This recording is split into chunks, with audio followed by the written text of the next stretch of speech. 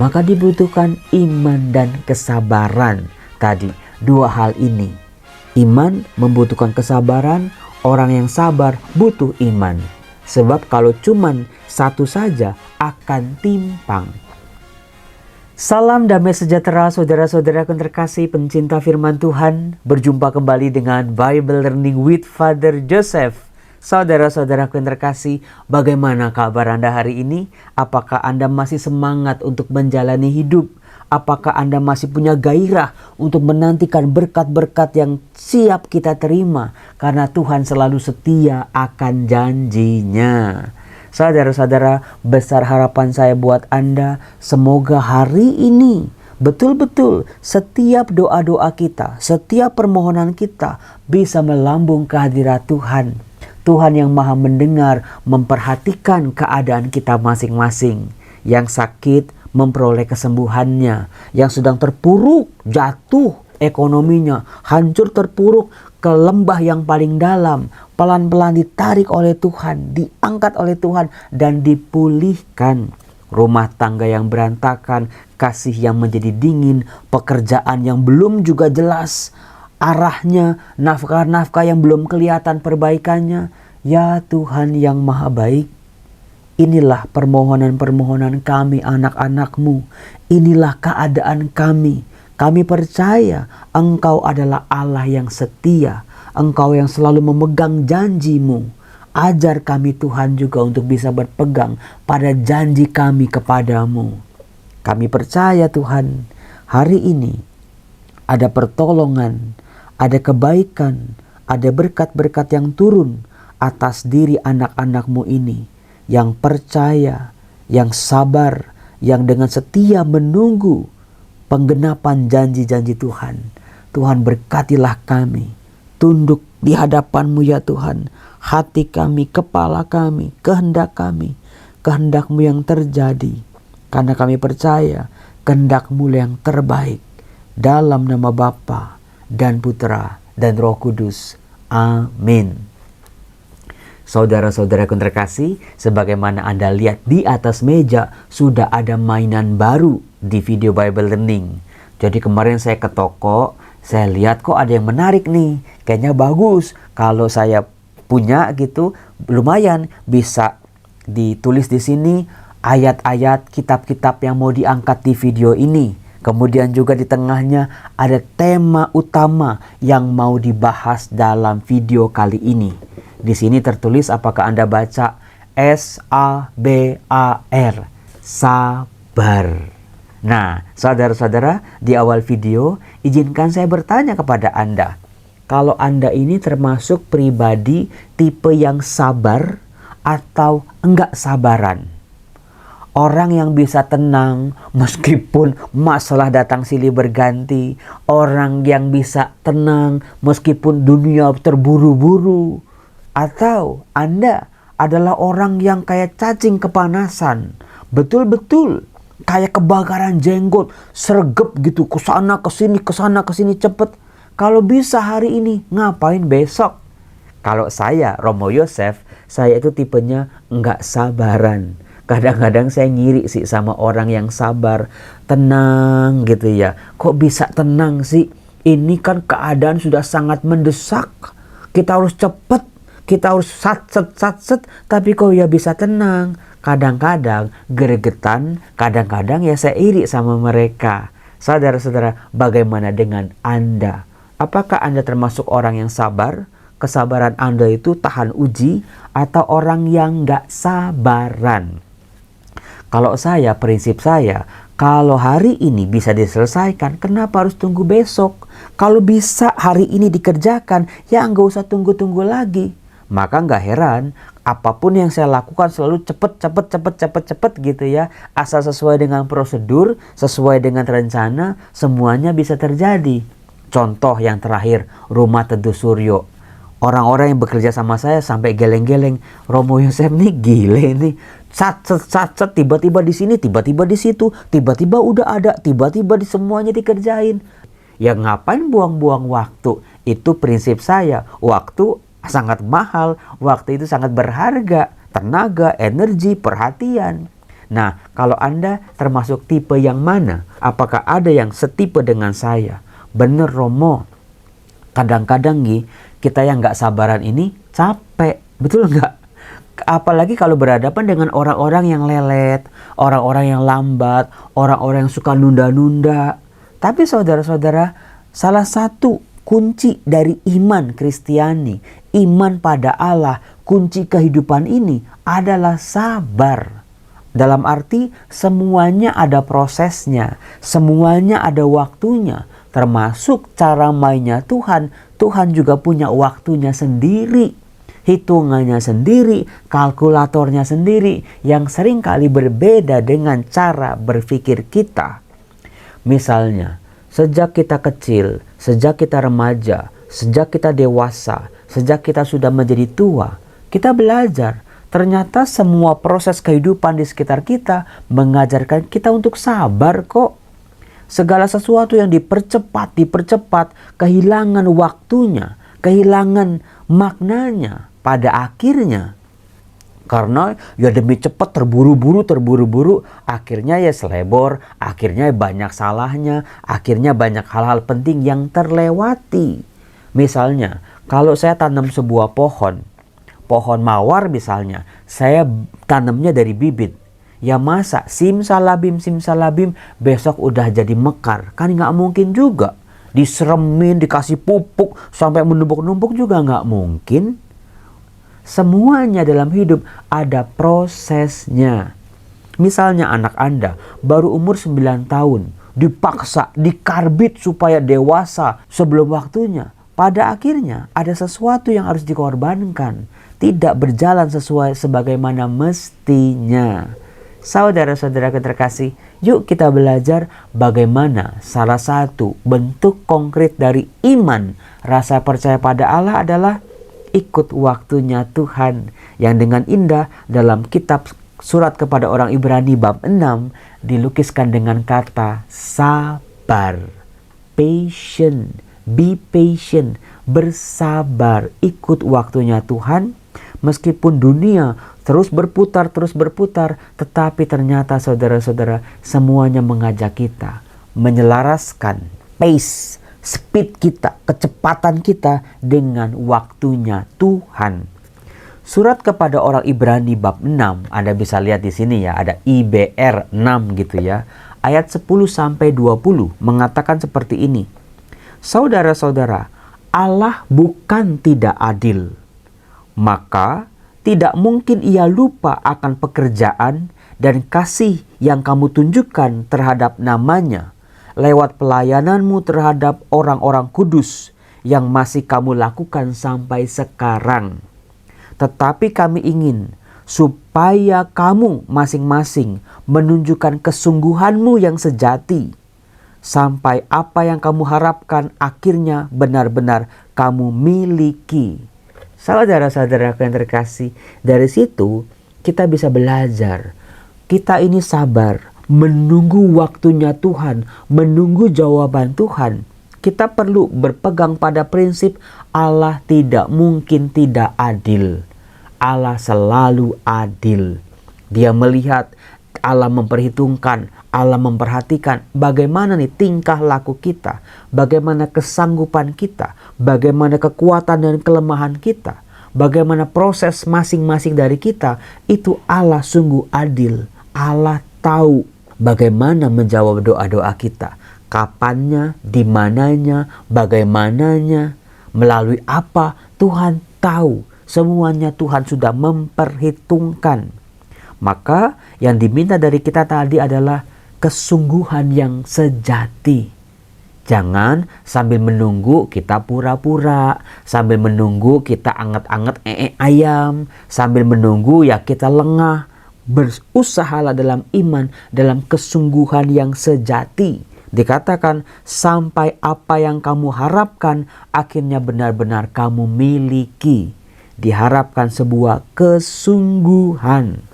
Kalau berdoa ya sungguh-sungguh. Kalau merayakan Ekaristia sungguh-sungguh. Kalau baca firman Tuhan ya juga sungguh-sungguh. Jangan setengah-setengah. Tuhan itu mau kesungguhan dari dalam diri kita. ketika kita berpikir tentang Dia, ketika kita merasa tentang Tuhan, merasakan kasih-Nya, ketika kita berbuat baik, ketika kita berbagi berkat kita, sungguh-sungguh Tuhan paling gak suka drama, Tuhan paling gak suka kemunafikan. Ya gimana manusia mau munafik atau memenuhi dirinya dengan kebohongan di hadapan Allah Sang Maha Tahu, Allah Sang Maha Adil. Maka sungguh-sungguh jadi pastor ya sungguh-sungguh jadi pastor yang baik. Jadi suami sungguh-sungguh jadi suami yang baik. Jadi istri sungguh-sungguh jadi istri yang baik. Jadi anak sungguh-sungguh jadi anak yang baik. Jadi orang tua pun demikian. Apapun tugas kita dalam pelayanan juga termasuk, dalam pekerjaan juga termasuk kesungguhan. Betul-betul menseriusi semua yang kita lakukan. Jangan setengah-setengah, jangan tanggung-tanggung. Jangan cuman ya hangat-hangat kuku lah. Butuh kesungguhan. Sampai kapan? Sampai apa yang kita harapkan sungguh-sungguh benar-benar kita miliki. Luar biasa bukan? Nah, dilanjutkan. Kami ingin kalian jangan menjadi lamban, tetapi tetap bersemangat mengikuti jejak mereka yang oleh iman dan kesabaran mendapat apa yang dijanjikan Allah. Jadi ada dua nih, menurut iman dan kesabaran. Nah ini, jangan menjadi lamban, jangan lengah, jangan menunda-nunda. Jangan menunda-nunda rahmat, jangan menunda-nunda kebaikan. Betul-betul jangan menjadi lamban, jangan lelet, karena dunia betul-betul akan menghancurkan kalau kita menunda-nunda. Rahmat juga tidak datang 2 kali bisa jadi. Maka biarlah kita tetap bersemangat. Semangat terus. Selalu ada optimisme dalam hidup. Setiap Anda berdoa, ya Tuhan aku percaya hari ini aku diberkati. Ya Tuhan aku percaya apapun yang aku kerjakan, kalau Engkau campur tangan Tuhan, pekerjaanku akan diberkati. Aku percaya Tuhan, kalau ini, pelayananku ini sesuai dengan kehendak-Mu, Engkau berkehendak di dalamnya, semuanya akan terjadi. Maka dibutuhkan kesungguhan, dibutuhkan sebuah semangat, apapun yang kita minta, pasti akan kita dapat dari Tuhan. Maka dibutuhkan iman dan kesabaran. Tadi, 2 hal ini. Iman membutuhkan kesabaran, orang yang sabar butuh iman. Sebab kalau cuman satu saja akan timpang. Bayangin saudara-saudara, aku percaya, tapi gak sabaran. Ya, sudah pasti akan kecewa-kecewa. Tadi tuduhannya apa? Tuhan gak adil dalam hidupku. Tuhan gak adil buat keluargaku. Kenapa orang-orang doanya udah pada dijawab, kok aku belum? Orang-orang udah pada lari kemana-mana, aku masih beranjak di tempat. Tuhan gak adil. Karena apa? Imannya tidak disertai dengan kesabaran. Demikian pun orang sabar, kalau cuma sabar, ngelus dada, tidak punya rasa kepercayaan. Lama-lama kesabarannya udah kayak lilin, lama-lama habis. Kayak lampu minyak, karena minyaknya habis, ya udah redup sendiri, lama-lama mati. Kesabaran butuh iman, iman butuh kesabaran. Nah, dalam rangka itulah saya tanya tadi kepada Anda itu sabar enggak dalam menanti waktu Tuhan? Sambil menanti itu, jangan menjadi lamban, tetap bersemangat dalam hidup. Tetap betul-betul, kalau kita gagal, bangun lagi. Kalau kita udah baik, disalah mengerti orang, jangan pernah berhenti menjadi orang baik. Bayangin saudara-saudara, banyak kita dalam pelayanan, berbagi kepada orang-orang kecil. Orang-orang mah bisanya cuma menilai. Mereka udah kayak juri-juri di lomba nyanyi. Bisanya cuma nilai. Belum tentu mereka yang kritik kita. Belum tentu mereka yang ngomongin kita jelek.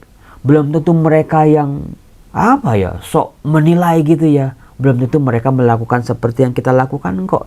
Jadi tetaplah terus melakukan dengan rajin pekerjaan-pekerjaan Tuhan. Pekerjaan kita di dalam Tuhan nggak tergantung kok pada penilaian mereka-mereka ini. Kadang-kadang kenal juga enggak. Kadang-kadang mereka nggak ngerti juga dengan apa yang kita lakukan, bukan? cuman lihat foto, lihat video, komen yang enggak. Udahlah, kalau hidup kita cuman tergantung pada mulut-mulut mereka, nggak maju-maju saudara-saudara. Hidup pelayanan kita juga nggak jadi berkat.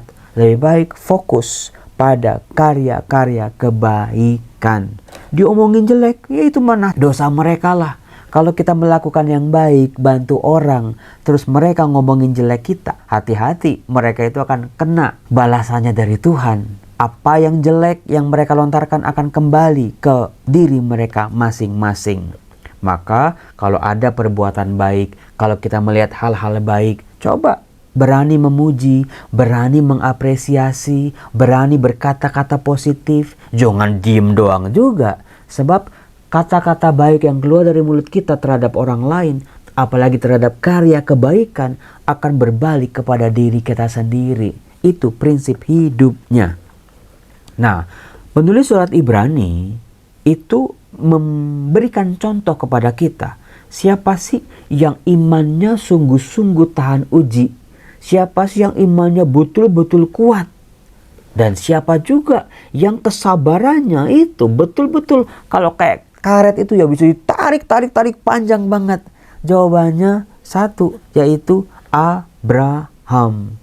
Bagaimana itu janji Allah kepada Abraham? Bagaimana Abraham menunggu, menanti kapan janji Tuhan satu persatu bisa terjadi. Kita semua sudah tahu Abraham membutuhkan waktu yang sangat panjang. Bahkan ketika semua dalam kehidupannya tidak lagi mengarah pada janji Allah. Janji itu seolah-olah semakin jauh. Janji Allah itu seolah-olah semakin kabur. Tetapi meskipun janji itu semakin redup buat Abraham, tapi iman dan kesabarannya semakin kuat. Maka tidak heran Abraham betul-betul memperoleh apa yang dia harapkan. Abraham memperoleh apa yang dia doakan. Doa-doanya terkabul tepat waktu. Justru karena ikut waktunya Tuhan, ikut prosesnya Tuhan, Abraham sungguh-sungguh menghargai setiap pemberian yang Tuhan berikan pada dirinya. Maka tidak heran Abraham menjadi patokan pedoman orang beriman, khususnya ketika sabar menanti waktu Tuhan. Ini kapan ya? Besok kali? Enggak juga. Minggu depan kali? Enggak juga. Tahun depan kali? Ya belum juga. Tiba-tiba udah 5 tahun, udah 10 tahun. Saudara-saudara yang terkasih, itulah yang kita butuhkan dalam doa. Sambil tetap beriman, percaya Allah itu adil, dan juga butuh kesabaran dari diri kita. Seperti Allah sabar dengan diri kita, menanti kapan kita kembali kepadanya, menanti kapan kita sadar akan kebaikan-kebaikannya, menanti kita memahami kasihnya pada kita, pengorbanannya buat kita. Buat Allah itu perlu waktu. Karena kita manusia kadang-kadang jatuh, kadang-kadang memahami, kadang-kadang kita dekat banget sama Tuhan. Dinamika kehidupan kita, Allah pun bersabar. Kapan nih anaknya ini nih betul-betul kembali memahami, betul-betul beriman, betul-betul setia. Jatuh bangun manusia, disitulah ditunjukkan Allah yang sabar. Allah tidak pernah berubah. Allah setia dengan janjinya. Dikatakan di surat kepada orang Ibrani, Allah bersumpah pada dirinya sendiri. Artinya apa? Tidak terbatalkan. Janjinya kepada Abraham bukan janji yang main-main. Allah tahu kapan waktu terbaik memberikan janji itu kepada Abraham. Kapan waktunya, di mana, bagaimana, melalui apa proses-proses yang membuat Abraham imannya sungguh-sungguh teguh. Maka saudara-saudara, yuk belajar dari Abraham. Dikatakan, pengharapan itu adalah sauh yang kuat dan aman bagi jiwa kita. Saudara-saudara, di tahun Jubileum ada peziarah pengharapan. Kita semua ini berziarah. Artinya apa? Kita tidak selama-lamanya di dunia ini. Kita ini pendatang, penduduk sementara. Karena tujuan hidup kita, tempat tinggal kita yang utama adalah bersama Bapa. Maka sambil kita menuju tempat kita yang sejati, Di dunia ini semuanya cuma titipan. Di dunia ini semuanya serba sementara. Di dunia ini semua daya uji kita diuji betul-betul. Kesabaran kita juga diuji. Pengharapan kita, iman kita semuanya akan diuji. Sampai nanti murni ketika kita masuk ke dalam kerajaan surga. Dalam hidup yang akan datang ini sudah betul-betul lahir pribadi yang istimewa. Maka saya tahu anak-anak Anda mungkin masih kecil. Saya tahu cicilan rumah Anda mungkin masih berkali-kali lah. Saya tahu banyak orang minta keturunan, cari jodoh, mohon pekerjaan, supaya Tuhan angkat ekonominya, supaya Tuhan mengabulkan doa-doanya, supaya bisa lunasin hutang, supaya nggak punya beban lagi. Berdoa buat pertobatan suami, pertobatan istri, pertobatan anak, supaya orang tua bisa didamaikan kembali. Biarlah semua itu menjadi medan buat kita, di mana iman dan kesabaran kita betul-betul akan lahir sebagai iman dan kesabaran yang tahan uji, seperti Abraham. Buat Tuhan tidak ada yang terlambat. Romo, kalau nanti saya udah tua baru doa saya dikabulin, nanti terlambat. Saudara-saudara, tidak ada yang terlambat dalam Tuhan. Dalam rencananya, dalam hitung-hitungan Tuhan, nggak ada yang terlambat.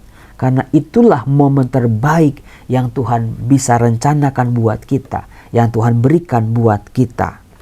Bagi kita yang doanya udah lama banget nggak dikabul-kabulin, yang udah minta sampai tangis air mata, novena, devosi, rosario, jalan salib, semua sudah dilakukan.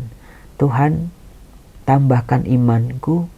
Tuhan, berilah aku kesabaran, hati yang sabar, menanti waktumu, menanti janjimu. Aku percaya dengan pengharapan ini Tuhan, dengan kesungguhanku, dengan rasa percayaku, aku akan menerima apa yang aku harapkan. Karena Engkau adalah Allah yang setia, karena Engkau adalah Allah yang sabar, karena Engkau Allah yang setia pada perjanjianmu. Tuhan, berilah kami rahmat-Mu, tambahkan iman kami, perkuat kesabaran kami. Dalam nama Bapa dan Putra dan Roh Kudus. Amin. Saudara-saudara, terima kasih karena Anda sudah rajin baca firman Tuhan. Semoga Tuhan memberkati kehidupan Anda. Bye-bye.